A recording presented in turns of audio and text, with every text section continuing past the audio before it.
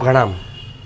દીપમ ગૃહ મંદિરમ મુરુડમાં આજે શ્રી આદિનાથ ભગવાનના કેવળદાન કલ્યાણક નિમિત્તે તમને કરાવવામાં આવે છે અદ્ભુત એવા શ્રી પૂજનીય શેત્રુંજય પટના દર્શન.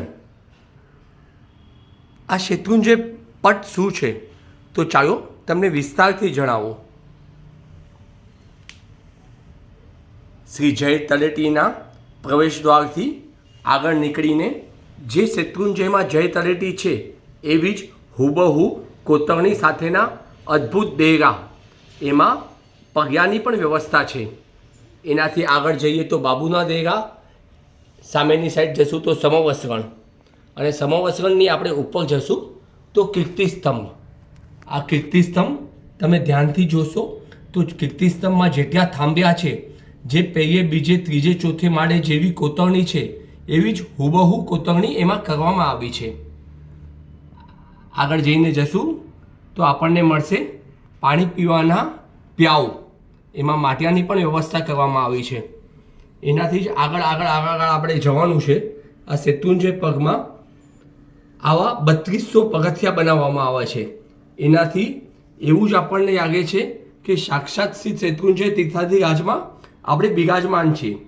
હિંગળાજના હડાથી આગળ થઈને વચમાં આવા ડોંકીસ પણ જોવા મળે છે. આગળ જઈએ તો તમે જ્યારે થાકી જાઓ ત્યારે આવા વિરામ સ્થાન આવે છે. એની અંદર તમે ધ્યાનથી જોશો તો બેસવા માટે ખુરશીની વ્યવસ્થા પણ છે. આવા જ વિરામ સ્થાન આગળ પણ આવશે, અને એની આગળ આવશે નવટુક જવાનો રસ્તો. હા, યાદ આવ્યું કે નહીં? આ મેપ તમને નવટુક તરફ દોરી જાય છે. જી હા, આમ જ તમે એક બાજુ રામપોળ અને એક બાજુ નવટુક જોઈ શકશો. પહેલાં આપણે નવટુક જોઈ લઈએ.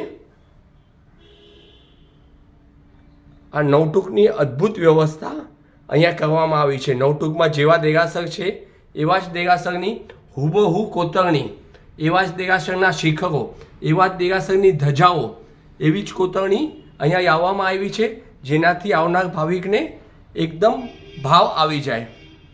આપણે અહીંથી રામપોળથી આગળ જઈએ છીએ.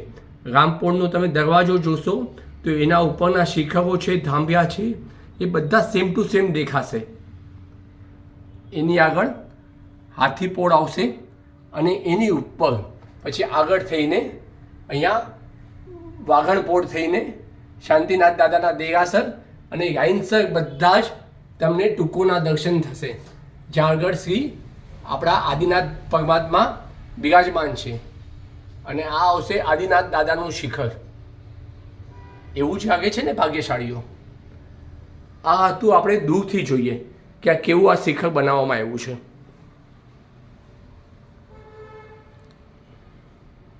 આ બધી જ કોતરણી દીપમ ગૃહ મંદિરમ મુરુડમાં કરવામાં આવી છે. હવે તમે આ સામેથી જોઈ લીધું વિઝન. હવે એની ખાસ વિશેષતા જુઓ. શું છે વિશેષતા? તો જુઓ, પાલિતાણાના પટમાં પહેલાં સામે જોઈને આખા પટનું આપણે નિરીક્ષણ કરી લીધું. હવે આપણે ઉપરના કાચમાં જોવાનું છે. એનાથી આપણને ખબર પડશે ઉપરથી શું કેવું દેખાય છે. તો હવે આ ઉપરના કાચનું નિરીક્ષણ કરીએ. એમાં ભાગ્યશાળીઓ એના ફ્લોરિંગમાં કઈ ડિઝાઇન છે, કેવી લાગે છે, એ બધું જ આપણને જોવા મળશે.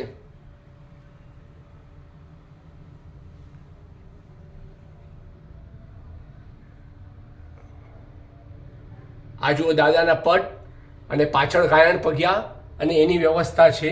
રાયણ વૃક્ષ પણ છે. આ કાચનું ઓયું હતું. આમાં તમે ધ્યાનથી જોશો તો અહીં વાઘણપોળના વાઘ પણ તમને દેખાશે. આ હતી ઉપરના સાઈડની ફ્લોરિંગની વ્યવસ્થા. અને હજી એક ત્રીજી સાઈડ તમને બતાવું.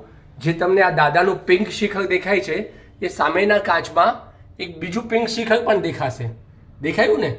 હજી તમે આગળ જોશો તો એક ત્રીજું પિંક શિખર દેખાશે. ત્યાંથી તમારા બધા જ દેરાસર તમારી સામે આવી જશે.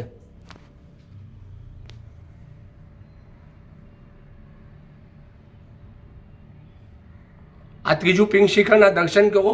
હવે શેત્રુંજયના બધા જ દેરાસર આપની સામે આવી ગયા છે. તો આવો પધારો આ અદ્ભુત શેત્રુંજય પટના દર્શન કરવા શ્રી દીપમ ગૃહ મંદિરમમાં.